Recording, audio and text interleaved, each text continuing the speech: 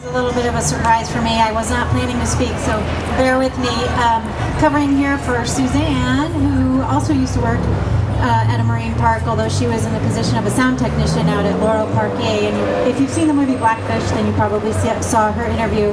But she's got lots of horrendous stories about the plight of the orcas kept captive over in Laurel Park A that are actually owned by SeaWorld. In any event, so I am one of a number of former trainers who are speaking out on behalf of the cetaceans that we worked with in captivity. And if you've seen the movie Blackfish, then you know that I was interviewed for a little bit in that film. And for me, you know, it was a great opportunity to think back to a time in my life, which was many, many years ago, that I've always kind of struggled with, you know, feeling guilty with the role that I played in the industry. And so it ended up just being a very cathartic thing for me. And for a long time I wondered, you know, how did I end up there? And what does this mean for me? And having the opportunity to speak out in Blackfish and also to be interviewed for the David Kirby's book, Death at SeaWorld,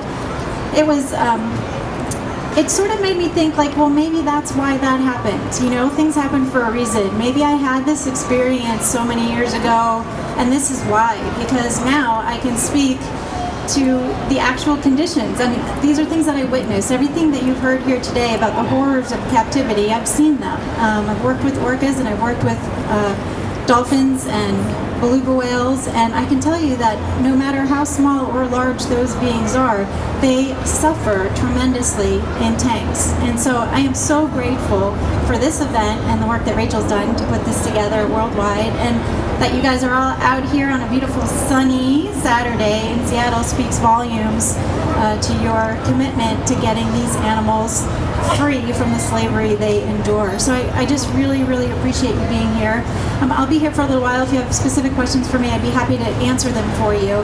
But I have a couple other things I want to talk to you about today, and one of them is in the wake of Blackfish, so many things have happened, and one of the things is people being very aware that we need to have legislation to no longer allow these parks to exist. And so in Washington State, we have for the last 2 years tried to get a bill passed to make it illegal to hold cetaceans in captivity in Washington State. And I don't know how many of you are aware of that.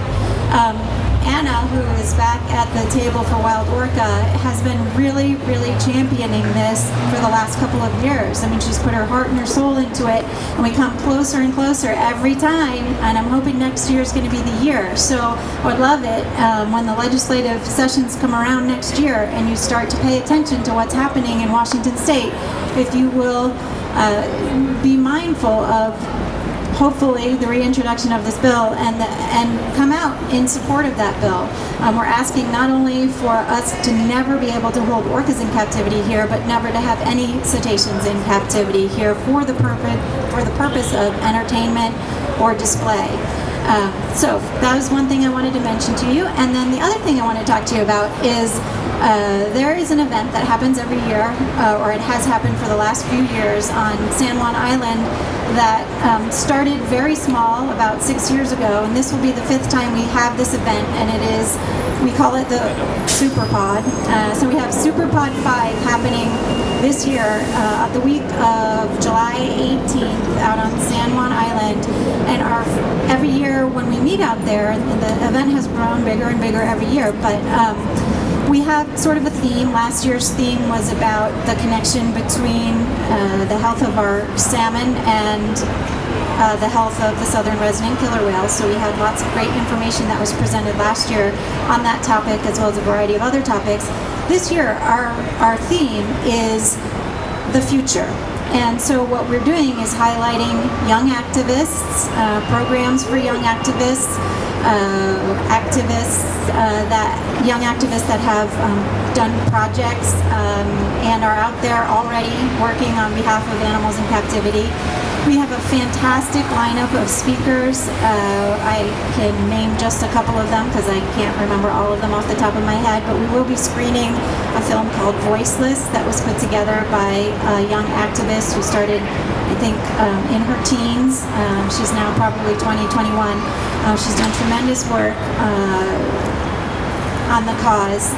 So that's going to be a very special event for her. She's interviewed scientists and all kinds of people and put together this film on behalf of animals in captivity.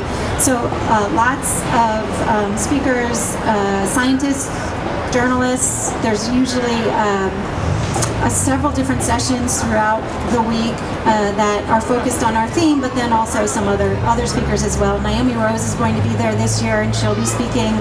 I believe Lori Marino, she's the neuroscientist who was interviewed in Blackfish, she'll be out there speaking.